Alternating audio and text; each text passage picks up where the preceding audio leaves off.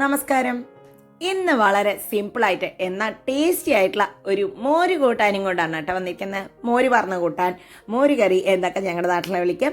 അപ്പം അതെങ്ങനെയാണ് ഉണ്ടാക്കേണ്ടതെന്ന് നോക്കാം നമുക്ക്. അപ്പോൾ അതിനായിട്ടൊരു കുക്കർ എടുക്കുക. കുക്കറിലേക്ക് നമുക്ക് 1 കപ്പ് കട്ട് ചെയ്ത് വെച്ചിട്ടുള്ള കുമ്പളങ്ങയാണ് കേട്ടോ ഇട്ട് കൊടുത്തിരിക്കുന്നത്. അതുപോലെ ചെത്തി എരിഞ്ഞിട്ടുള്ള ഒരു 1/2 കപ്പ് ചേനയും കൂടി ഇട്ട് കൊടുക്കാം. എന്നിട്ട് ആവശ്യത്തിന് വെള്ളം ഒഴിക്കുക. ഒരുപാട് വെള്ളം വേണ്ട കേട്ടോ, കുമ്പളങ്ങയിൽ നിന്ന് വെള്ളം പുറത്തേക്ക് വരും. ഇനി അതിലേക്ക് ഒരു 1/4 ടീസ്പൂണോളം മഞ്ഞൾപ്പൊടി ഇട്ട് കൊടുക്കാം. പിന്നെ ഇട്ട് കൊടുക്കുന്ന ഒരു 1/2 ടീസ്പൂൺ കുരുമുളക് പൊടിയാണ്. ആവശ്യത്തിന് ഉപ്പും കൂടി ഇട്ട് കൊടുക്കാം കേട്ടോ. ഒരുപാട് ഉപ്പിടണ്ട, അപ്പോൾ അത് വെജിറ്റബിൾ വേവാൻ ബുദ്ധിമുട്ടാവും. ഇനി അതിനെല്ലാം നന്നായി ഒന്ന് മിക്സ് ചെയ്ത് കൊടുത്ത് കുക്കറിൽ വെച്ചിട്ട് ഒരു 2 വിസിൽ അങ്ങോട്ട് വെച്ചെടുക്കാം. 2 വിസിലൊക്കെ ആകുമ്പോഴേക്കും തന്നെ നന്നായി കുക്കായിട്ടുണ്ടാവും കേട്ടോ. ഇനി ആ സാധനത്തിലേക്ക് വേണ്ട അരപ്പ് തയ്യാറാക്കാം. അതിനായിട്ട് ഒരു 3 പച്ചമുളക്, എരിവിനനുസരിച്ച് പച്ചമുളക് എടുക്കണേ. ഇതിലിവിടെ 3 എണ്ണം മതിയായിരുന്നു എനിക്ക്. ഒരു 1/2 കപ്പ് തേങ്ങ, ചെറിയ ബ്ലെൻഡറിൽ അരയ്ക്കാനുള്ള അത്ര തേങ്ങ മതി. ഒരുപാട് തേങ്ങയുടെ ആവശ്യമില്ല. കുറച്ച് ഒരു 1/4 ടീസ്പൂണോളം കുരുമുളക്, ഒരു 1/2 ടീസ്പൂണിൽ താഴെയായിട്ട് ജീരകവും നല്ല ജീരകവും കൂടി ഒഴിച്ച് കുറച്ച് വെള്ളം ഒഴിച്ച് നന്നായി അങ്ങോട്ട് പേസ്റ്റ് ആക്കി ഇറക്കുക. നന്നായി ഇറക്കണം കേട്ടോ.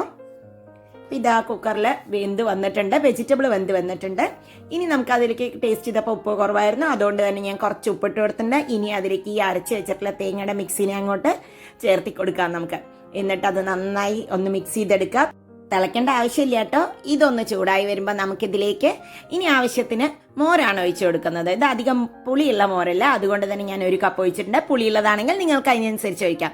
ഇനി അതിലൊരു പത വരുമ്പോൾ കുറച്ച് കരിവേപ്പിൻ്റെ ഇല ഇങ്ങോട്ട് ഇട്ട് കൊടുക്കുക. പിന്നെ വറുത്ത ഉലുവയുടെ പൊടിയും കൂടി ഇട്ട് കൊടുത്ത് ജസ്റ്റ് ഒന്ന് ഇളക്കുക കേട്ടോ. ഉലുവപ്പൊടി അങ്ങനെ മുകളിൽ കിടക്കേണ്ടാത്തതുകൊണ്ട് അതിനെ ഒന്ന് ഇളക്കുക. ഉലുവയുടെ മട നല്ലൊരു ഫ്ലേവർ കൊടുക്കാൻ ഇതിന് ഇതൊന്ന് അടച്ച് വയ്ക്കാം നമുക്കൊരു മിനിറ്റ്. അപ്പോഴേക്കും നമുക്ക് കടുക് പൊട്ടിക്കാം. കടുക് പൊട്ടിക്കാനായിട്ട് കുറച്ച് വെളിച്ചെണ്ണ എടുക്കുക. അതിലേക്ക് കടുക് ഇട്ട് കൊടുക്കുക. കടുക് നന്നായി പൊട്ടണം. കടുകൊക്കെ പൊട്ടി വരുമ്പോൾ ഒരു 4 മണി ഉലുവ ഇട്ട് കൊടുക്കാം. ഉലുവ ഒന്ന് ചൂടാവട്ടെ. ഒരു ചുവന്ന മുളകും കുറച്ച് കരിവേപ്പിൻ്റെ ഇലയും കൂടി അതിൽ പൊട്ടിച്ചെടുക്കാം കേട്ടോ. ഇതും കൂടി ഇതിലേക്ക് ഇട്ട് കഴിഞ്ഞാൽ ആ ഒരു ഫ്ലേവർ ശരിക്കും എൻഹാൻസ് ചെയ്ത് കിട്ടും. ഇതും പപ്പടവും ചോറും കൂടി കഴിക്കാൻ തന്നെ ഒരു സൂപ്പർ കോമ്പിനേഷനാണ് കേട്ടോ. അപ്പോൾ എല്ലാവർക്കും ഈ കറി ഇഷ്ടപ്പെട്ടാൽ അറിയിക്കൂ. എല്ലാവരും ട്രൈ ചെയ്ത് നോക്കൂ, അഭിപ്രായങ്ങൾ അറിയിക്കുമല്ലോ. വീണ്ടും അടുത്ത വീഡിയോയിൽ കാണാം. Bye bye. Thank you.